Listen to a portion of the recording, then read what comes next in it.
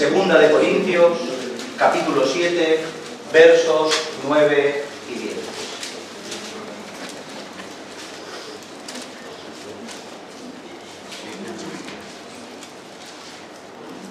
¿Tenemos todos? Amén. Pues que el Señor purifique nuestros labios para leer algo tan santo y bendito. Y dice la palabra del Señor así: ahora me gozo, no porque hayáis sido contristados, sino porque fuisteis contristados para arrepentimiento. Porque habéis sido contristados según Dios, para que ninguna pérdida padecieseis por nuestra parte. Porque la tristeza que es según Dios produce arrepentimiento para salvación, de que no hay que arrepentirse, pero la tristeza del mundo produce muerte. Amén. Amén. Amén. Amén. Verdad. Tristeza. Tristeza, mis hermanos, mis hermanas. Tristeza. Definición de tristeza: sentimiento de dolor anímico producido por un suceso desfavorable que suele manifestarse con un estado de ánimo pesimista, la insatisfacción y la tendencia al llanto. Tristeza. Qué difícil es impedir que la tristeza llegue a una vida. Qué difícil es impedir que la tristeza acuda a los seres humanos. ¿Por qué? Porque es imposible desarrollarse en esta vida, vivir la vida, sin que en el transcurso de esta ocurran sucesos, acontecimientos de toda índole que produzcan en nosotros este sentimiento que tanto daño nos hace, este sentimiento de tristeza. Enfermedades, pérdidas, divorcios, enemistades, problemas, dificultades de los padres con los hijos con los padres, trabajo, economía, cientos de cosas, los cuales en el transcurso de la vida no podemos evitar que vengan. ¿O acaso puedes evitar que vengan alguna de las cosas mencionadas? Es imposible. Por tanto, como es imposible evitar que la vida sea vida, es imposible evitar que la tristeza acuda a nuestra vida.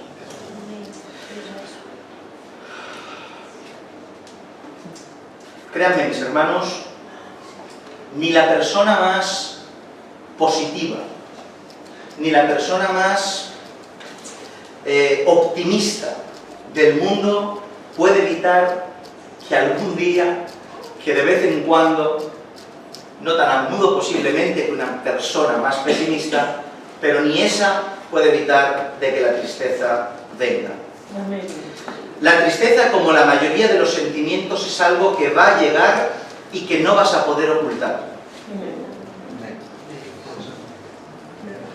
Es algo que te va a llegar, me va a llegar, y no vamos a poder ocultar. Uno, a lo que los sentimientos y emociones se refiere, puede imitar, emular un sentimiento. Yo puedo imitar un sentimiento. Por ejemplo, usted puede contarme a mí algo que ni me interesa y imitar, emular que me da alegría. Y reírme y poner expresiones forzadas porque en realidad no me está interesando, es que me da igual. Pero ponemos como un sentimiento de alegría, imitamos que nos da alegría por, de alguna manera, sentir empatía y confraternizar con el que tenemos delante y no ser ofensivo. Se puede imitar los sentimientos, pero de la misma manera que podemos imitar los sentimientos, de alguna manera se pueden imitar, es casi imposible ocultarlos.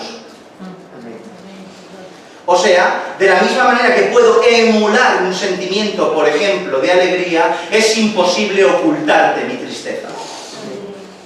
No se sabe ocultar la tristeza, se intenta maquillar con cosméticos de sentimientos contrarios para disimularlos, pero se nota, porque la cara es el espejo del alma.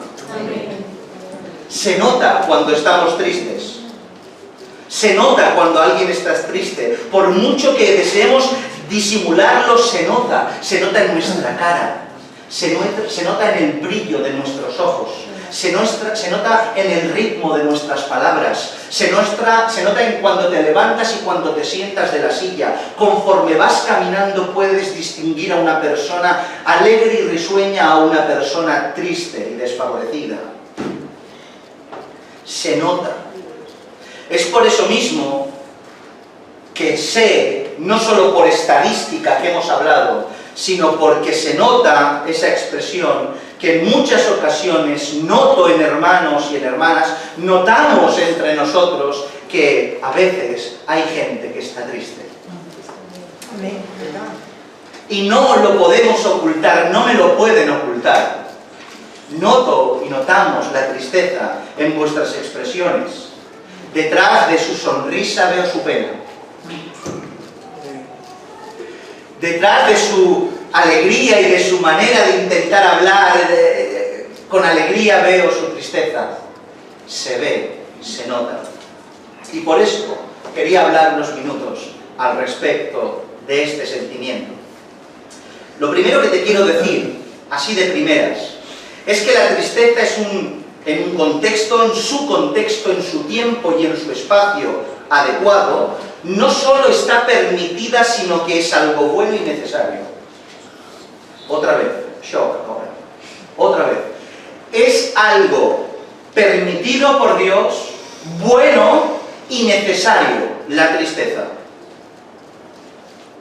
¿A qué me refiero con que se nos es permitida?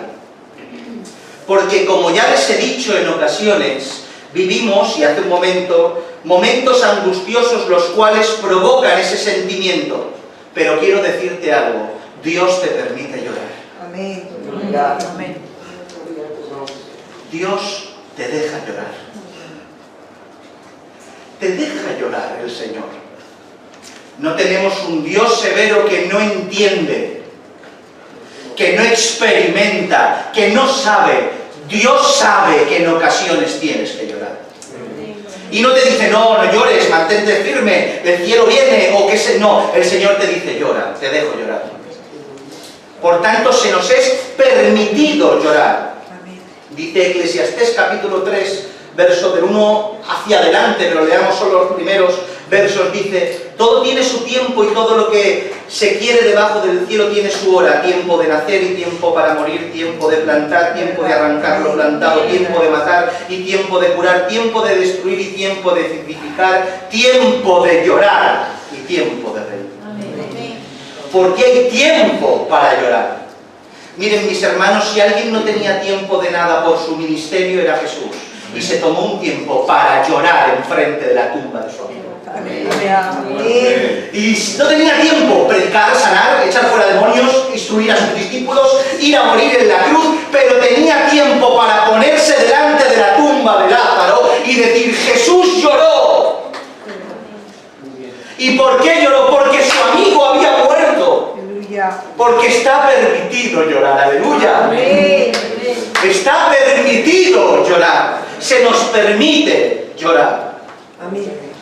Por tanto, podemos ver en las Escrituras como Dios nos da el permiso para llorar, nos da permiso para experimentar ese sentimiento. Así pues, no te dañes más de lo debido si algún día te entristeces y lloras. No estás desobedeciendo, tus lágrimas no son desobediencia, son un sentimiento permitido por Dios. Amén. Él no las ve como agresiones, sino las toma en su redoma. Gloria a Dios. Está permitido llorar. Y no solo se nos permite llorar, sino que la tristeza, no solo se nos permite estar tristes, sino que la tristeza es necesaria, ya que es un sentimiento de dolor que produce arrepentimiento. Amén. Dice el texto, porque la tristeza que es según Dios produce arrepentimiento para salvación. Gloria a Dios. La tristeza es un sentimiento vital, el cual debemos experimentar para poder ver nuestro pecado, sentir nuestro pecado y regresar a Dios en arrepentimiento. Mucha gente no regresa porque no tiene por qué. Arrepentimiento es teshuvá, es volverse. Hay gente que no vuelve porque no tiene por qué, no se siente culpable. No siente dolor, no ha experimentado cuando el espíritu te asfixia por dentro para que regreses por el dolor y la tristeza a aquel en el cual has cometido el agravio, contra el cual has cometido el agravio, nuestro Padre Celestial. Amén. Por tanto, la tristeza es un sentimiento no solo permitido, sino necesario, porque es vital. La tristeza produjo en Pedro dolor cuando negó a Cristo y salió fuera del patio llorando amargamente. Amén. Sin tristeza no hay regreso, sin regreso no hay arrepentimiento, no hay salvación. Amén. Amén. Por tanto, la tristeza sí es buena, pero escuchen, aquí el kit de la cuestión, en su estado puntual y momentáneo. En su estado puntual y momentáneo. ¿A qué me refiero? Pues que la tristeza en su estado puntual y momentáneo y transitorio genera todo lo que acabamos de mencionar y Dios nos lo permite. Pero cuando de estado momentáneo se pasa a estado habitual, o sea, de estar un par de días tristes a vivir entristecido, ya no solo nos es permitido, sino que puede convertirse en aquello que acabe con nuestra vida espiritual.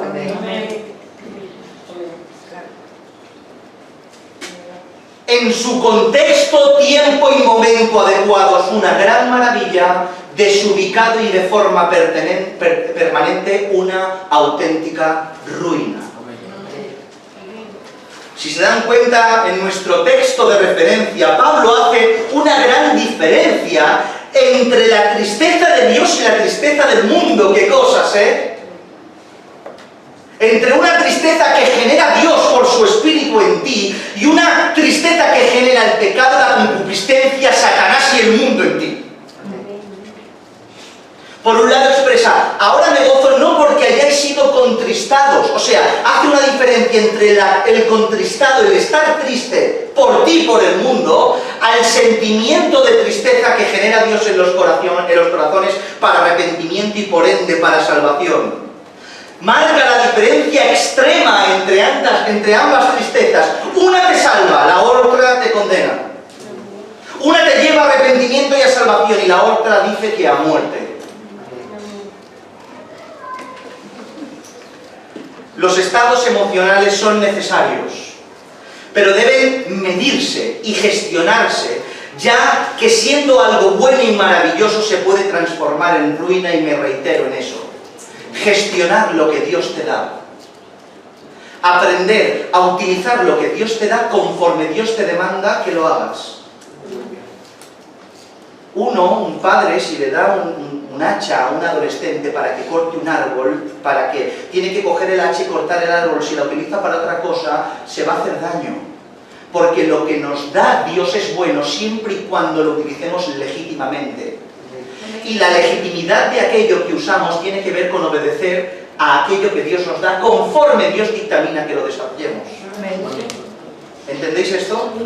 Miren un ejemplo de tristeza, de angustia, de preocupación, pero medido, gestionado según los parámetros bíblicos. Esto es un espectáculo de texto y de lección maravillosa respecto al tema que nos concierne.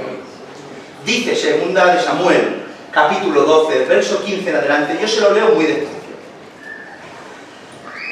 Y Natán se volvió a su casa, y el Señor hirió al niño que la mujer de Urías había dado a David, y enfermó gravemente. Entonces David rogó a Dios por el niño, y ayunó. David entró, y pasó la noche acostado en tierra. Y se levantaron los ancianos de la casa, y fueron a él para hacerlo levantar de la tierra, mas él no quiso, ni comió con ellos pan, y al séptimo día murió el niño. Y temían los siervos de David hacerle saber que el niño había muerto, diciendo entre sí, cuando el niño aún vivía, le hablábamos y no quería oír nuestra voz, cuando más se afligió, cuando más se afligirá si le decimos que el niño ha muerto. Mas David, viendo a sus siervos hablar entre sí, entendió que el niño había muerto. Por lo que dijo David a sus siervos: ¿ha muerto el niño? Y ellos respondieron: ha muerto. Entonces David se levantó de la tierra y se lavó y se ungió, noten, y cambió sus ropas y entró a la casa del Señor y adoró.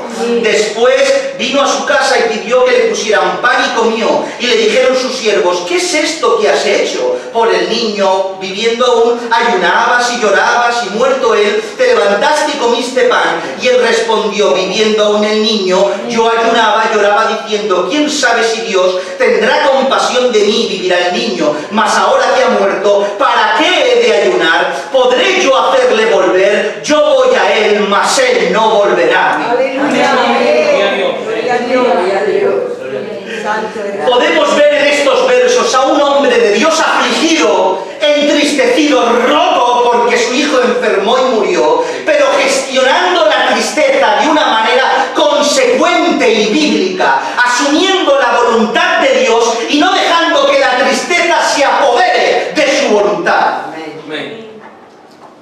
Él estuvo entristecido, ayunando en el suelo, no comía, no quería hablar con nadie, pero cuando el niño murió, cuando Dios dictaminó sentencia y gloria tenga su nombre, él entendió y lo asumió, se levantó, se ungió, se cambió, comió y adoró al Señor. Amén.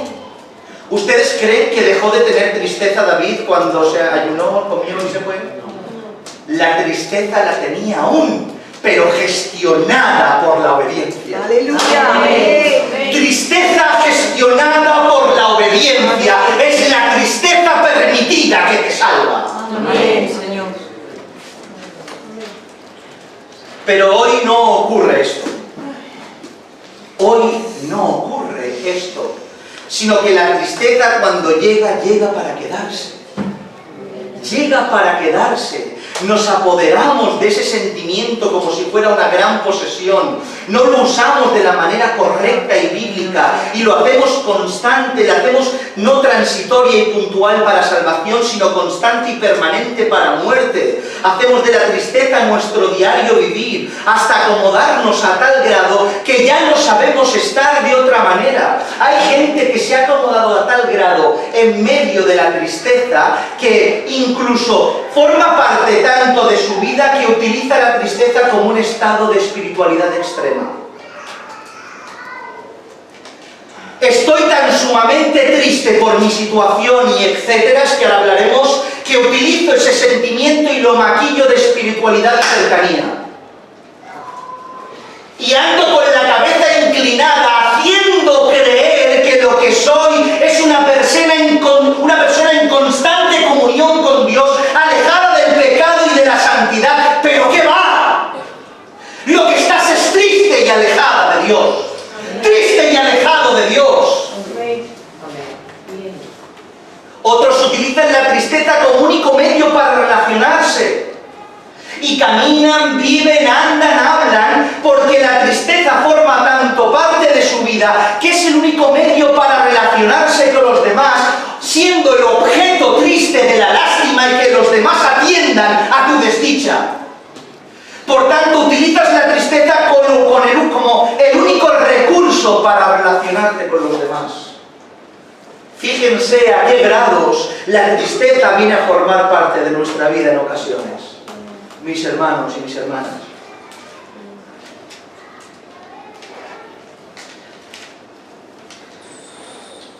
Por eso la necesidad de pronunciarnos al respecto y decidir bien alto en esta tarde que ese estado de tristeza es algo que Dios no quiere. ¿Lo creen? Amén. Que denota muchos desajustes en el alma y que puede acabar con tu vida espiritual. Como hemos podido ver en nuestro texto de referencia, la tristeza de Dios es maravillosa, mas la tristeza del mundo es muerte. Permítanme mencionarles algunas causas trágicas de la tristeza que la tristeza produce. ¿Me dejan un rato más? Amén. La tristeza de Dios te guía al arrepentimiento, ¿sí? Mas la tristeza del mundo hace que el dolor se incremente más que el propio dolor del pecado. Me explico.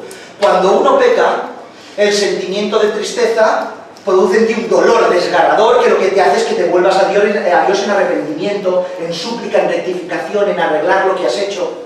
Pero cuando uno no gestiona bien lo que es el arrepentimiento y ese pecado o esa desdicha que ha tenido hace que forme parte de su vida la tristeza, el dolor por la desgracia y el dolor por el pecado que has cometido no se quita como aquel que pide perdón por él, sino que regresa de continuo. Es como si un pecado que cometes una vez regresara ese dolor continuamente y formara parte de tu diario vivir. Por tanto, fíjense si es mala la tristeza, que duele más inclusive que el propio dolor que el pecado, simplemente porque dura más. Porque Dios cura. Es que Dios te cura. Amén. Pero aquel que se aleja de Dios se queda con el mal. La tristeza te aísla, te encierra en una cárcel, te separa de los demás. Una persona triste en estado habitual, en estado depresivo, se aísla, no quiere ver a nadie y vive una vida solitaria de inactividad. Por tanto, pierde el sentido del servicio para con Dios y el sentido de la comunidad de hermanos. Una persona triste se encierra en su casa, solo quiere estar con su paño de lágrimas, su almohada y su cama. No quiere ver a nadie más. Por tanto, lo que Dios te encomienda que hagas no lo haces, y lo que Dios te encomienda que estés dentro de la congregación no tienes ni a Dios ni hermanos. La tristeza te lo arrebata todo. Dice la Escritura en Lucas 22:45, cuando se levantó de la oración y vino a sus discípulos, los halló durmiendo a causa de la tristeza. Porque la tristeza hace eso, te quedas en tu casa, te encierras y te acuestas, porque durmiendo parece ser que la responsabilidad que tienes se va. ¿Pero qué va? No se va, solo se duerme. Porque cuando te despiertas, la responsabilidad está ahí y de una manera más agresiva. ¿Entienden esto? Amén. La tristeza en su estado permanente, y enfatizo, permanente y no transitorio. Permanente, atiéndanme a mí, no pasa nada. Permanente y no transitorio genera sentimientos inapropiados y va siempre acompañada de muchos más pecados. La tristeza no viene sola. Uno no solo está triste y ya está, sino aquella persona que hace de la tristeza su vida, que vive continuamente entristecido, le acompañan más pecados. Una persona triste se enfada con mucha facilidad.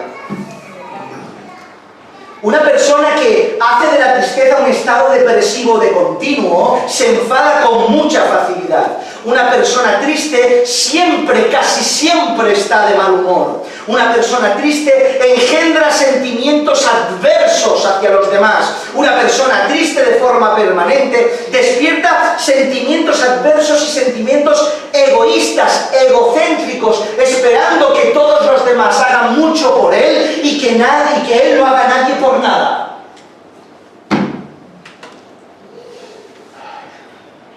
Mis hermanos, en definitiva, la tristeza nos consume. La tristeza nos consume. Dice el Salmo 31:9, ten misericordia de mí, oh Señor, porque estoy en angustia, me han consumido de tristeza mis ojos, se han consumido de tristeza mis ojos, mi alma y mi cuerpo. Noten la expresión y lo específico de aquello que es consumido por la tristeza. Mis ojos, lo cual tiene que ver que se consume todo aquello que ves y que tienes alrededor. Se consume el deseo de vivir lo que ves en el mundo, la creación de Dios, tu iglesia, tu propia familia, tus propios hijos. Lo que ves no te satisface, te consume. Tu alma, que tiene que ver con lo que tú eres, que tiene que ver con tu mente, con tus sentimientos, con tu espíritu, con tu relación con Dios, e incluso tu cuerpo, porque aquella persona que es triste por estadística se enferma más. ¿Qué te dicen los médicos cuando vas al médico? Te dan el tratamiento y sobre todo, ¿qué te dicen? Ánimo. Sí, ánimo. ¡Ánimo! Estate alegre, contento, afronta esto con positividad. Nosotros decimos afronta esto con fe. Amén. Amén, amén, amén. Gloria a Dios. Amén. Por tanto, creo que es demasiado peligroso, demasiado grave, demasiado catastrófico la tristeza para hacerla de estado permanente y sobre todo en hombres y mujeres que han conocido a Dios. Amén. Debemos salir de ahí ya. Amén. ¿Les parece? Amén, amén.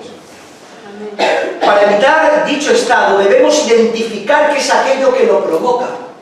¿Sí? Amén. Identificar aquello que lo provoca, porque cuando uno identifica aquello que lo provoca, sabe ponerle medidas a aquello que lo provoca. Si yo sé que la tristeza lo provoca X, saco X de mi vida, así la tristeza no viene. Matemáticas.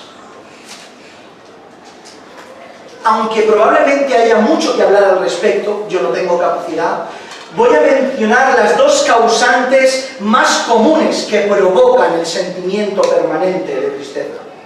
Y es algo que ustedes lo saben, simplemente yo lo enuncio en voz alta para refrescar la memoria. El primero es el más obvio. ¿Qué produce la tristeza? La tristeza la produce el pecado. Amén. El pecado, mis hermanos. Amén, Señor. Maldito pecado. Mira, si tienes que arrojar tu ira, tu enojo en contra de algo, hazlo en contra del pecado. ¿Y sabes cómo luchas en contra del pecado? No pecando más. El pecado es la ruina del hombre. No te enfades con el prójimo, ni con la mujer, ni con el marido, ni con los niños, ni con el trabajo, ni con nadie. Enfádate con el pecado. Cuando te enfadas con el pecado, te enfadas con ti mismo, porque el pecado viene por tu propia concupiscencia. Amén. Amén. El pecado, mis hermanos, es el causante de la tristeza, pero ojo, recuerden, lo aprendido hasta el momento, no la tristeza momentánea, porque fíjense, el pecado produce una tristeza momentánea, no el pecado. Dios, cuando uno peca, produce con su espíritu un sentimiento de tristeza momentáneo que te guía y te lleva al arrepentimiento y después el sentimiento desaparece. Hablamos de la tristeza permanente que te consume, como estamos hablando. La tristeza por el pecado, la tristeza por causa del pecado hace que se haga permanente en ti. ¿Qué pecado? El pecado no confesado. El pecado no confesado. Salmo 31, 9 y 10. Ten misericordia de mí, oh Señor, porque estoy en angustia.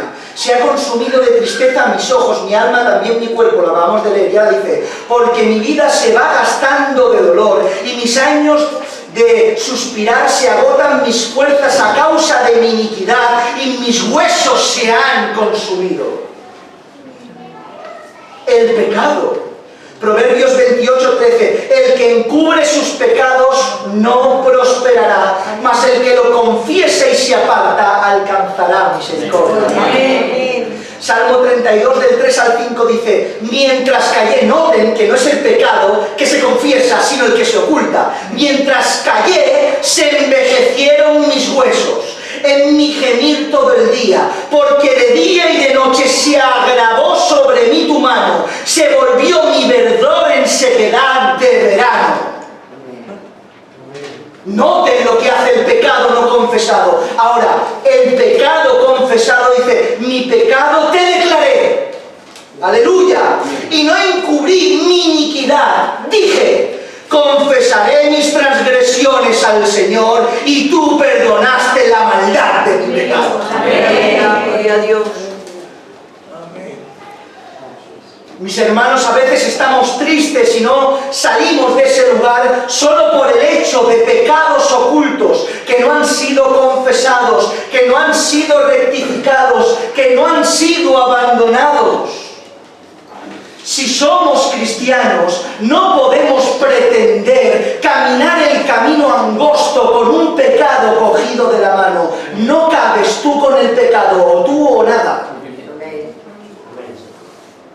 Este camino camino se transita, por supuesto y por desgracia, con errores y pecados puntuales que requieren arrepentimiento de Dios, por tu parte hacia Dios. Pero no puedes hacer de un pecado el hábito tuyo y querer caminar con eso de la mano.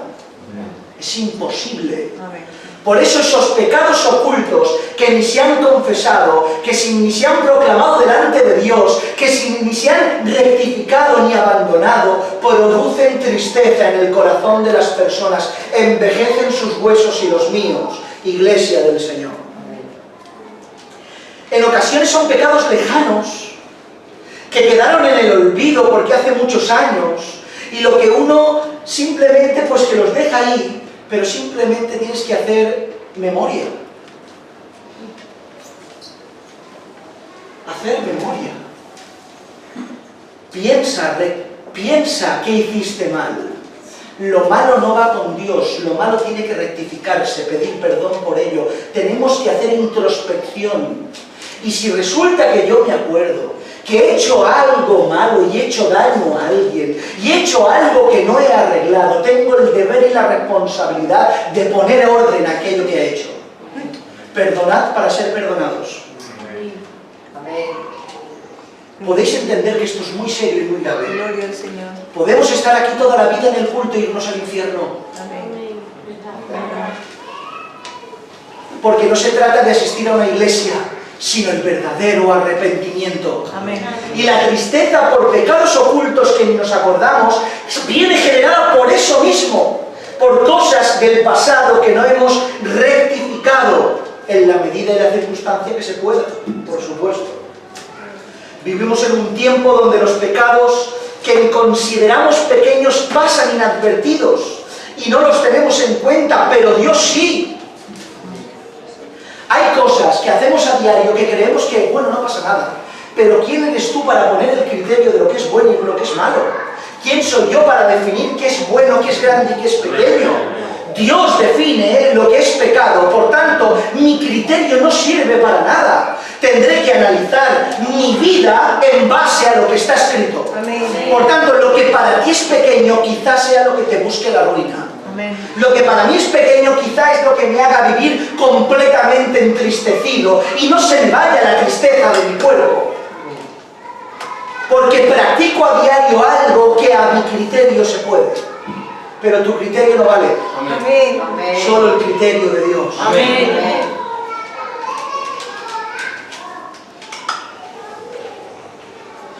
Por lo cual, hagamos lo que hizo David. También nosotros.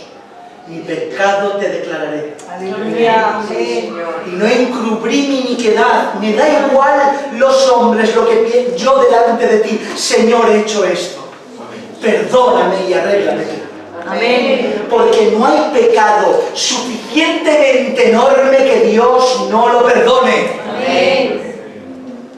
Dice la Escritura que la impiedad del impío no le será estorbo en el día de su arrepentimiento. Amén.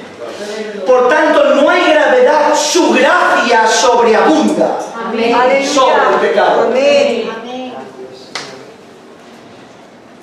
Y la segunda, mis hermanos, recta final, no se asusten. Y la segunda causa, mis hermanos, una es el pecado que produce tristeza y la otra es la falta de fe. La falta de fe. Como ya hemos hablado en otras ocasiones, en muchas ocasiones hemos hablado de la fe. La fe, la emuná, no solo se trata de creer y ya está. El concepto de fe del mundo es creer y se acabó. La emuná, la fe, se trata de creer, por un lado. Por otro lado, de obrar en consecuencia para validar la fe que he dicho tener. Y también a un nivel más difícil y más elevado que se tiene que trabajar más. Se trata de entender que todo procede de Él, de que todo es bueno y que todo me va a beneficiar. Porque si somos sus hijos, todo lo que nos acontece, según su llamamiento santo, es para bien. Por tanto, cuando nosotros nos entristecemos y hacemos de la tristeza un estado permanente, es por causa de creer que estamos, escucha bien que esto es súper interesante, es por causa de creer que estamos recibiendo aquello que no merecemos. ¿Verdad? Nos entristecemos entristecemos porque analizamos la situación y entendemos que estamos recibiendo algo que no merecemos, aquello que no nos corresponde pasar, que la vida nos está golpeando sin causa e indiscriminadamente. Pero cuando decimos y afirmamos que Dios es el que lo hace todo, que Dios es el que lo mueve todo, que Dios planifica hasta el último suspiro de mi vida, cuando digo que la vida me trata injustamente, estoy diciendo que Dios me trata injustamente. Porque la fe no obra en plena confianza de que lo que me pasa es voluntad divina.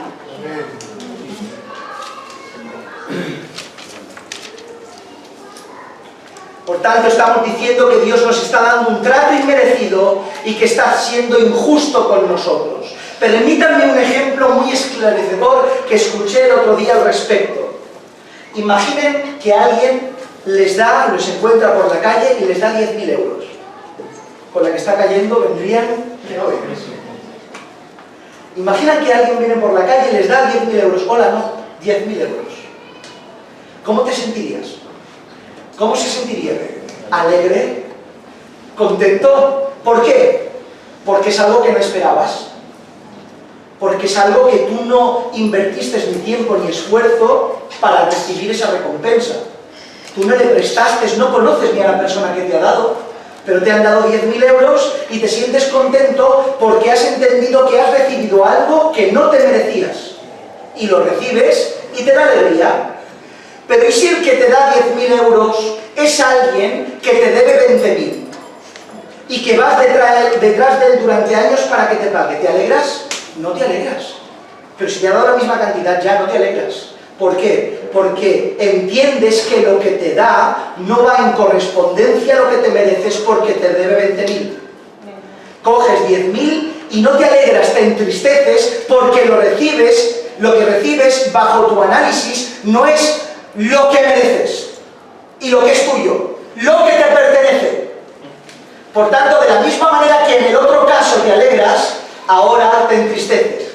Cuando sentimos que se nos da algo que no merecemos, nos alegramos, pero cuando sentimos que se nos da menos de aquello que consideramos nuestro, que consideramos que merecemos, nos enfadamos. Pues eso es exactamente lo mismo para con Dios. Nos entristecemos, nos enfadamos de la vida y las circunstancias que tenemos porque entendemos que no se nos está dando aquello que merecemos, que no se nos está dando aquello por lo cual estamos trabajando, que no se nos está dando aquello que nosotros consideramos que se nos tiene que pagar. Por tanto, lo que se te da no es suficiente y no te produce alegría, sino tristeza. Porque entiendes lo que Dios te da como un pago y no como un regalo.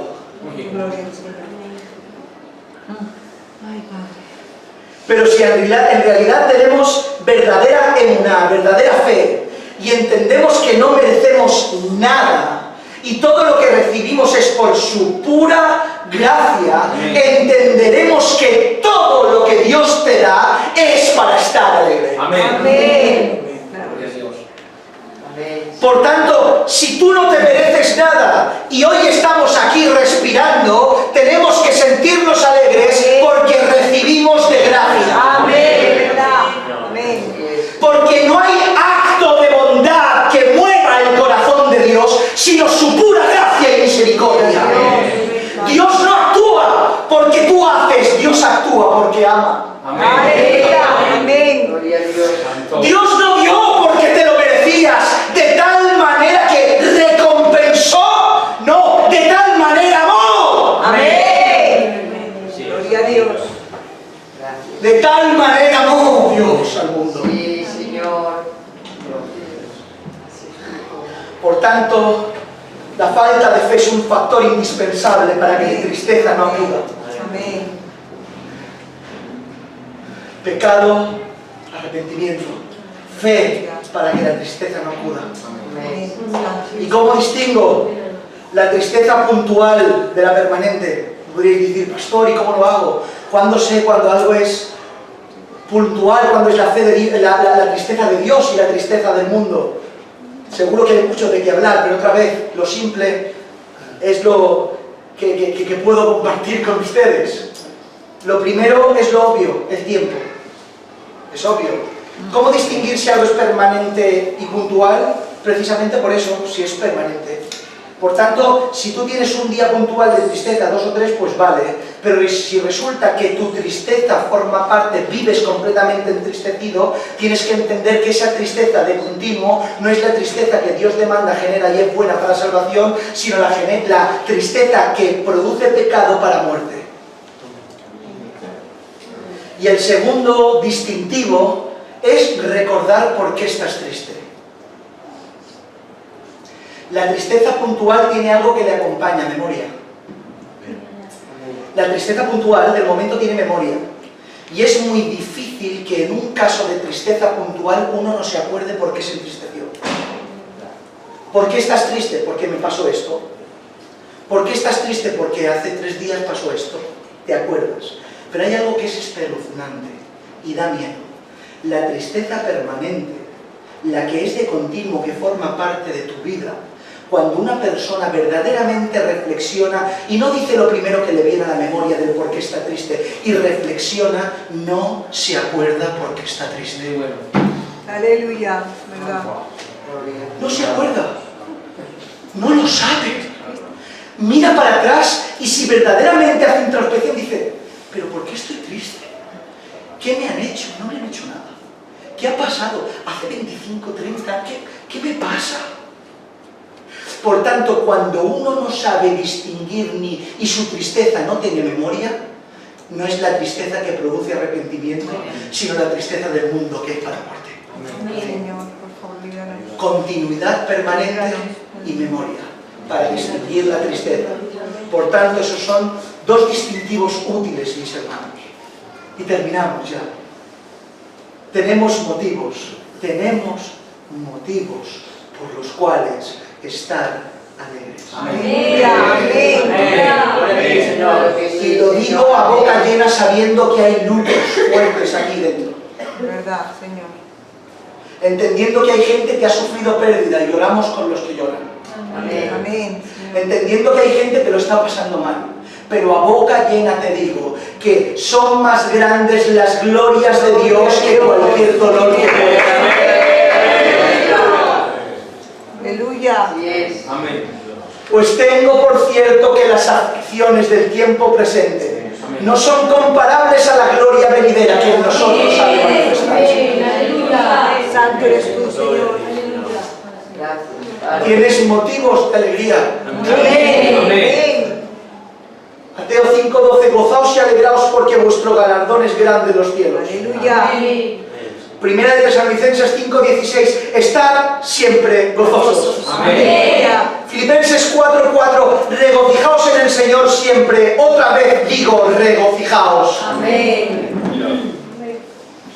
Es imposible tener a Cristo y estar continuamente triste. Señor. Amén. Es imposible. Tienes algo por lo cual alegrarte. Cristo pagó por ti. Amén. Aleluya.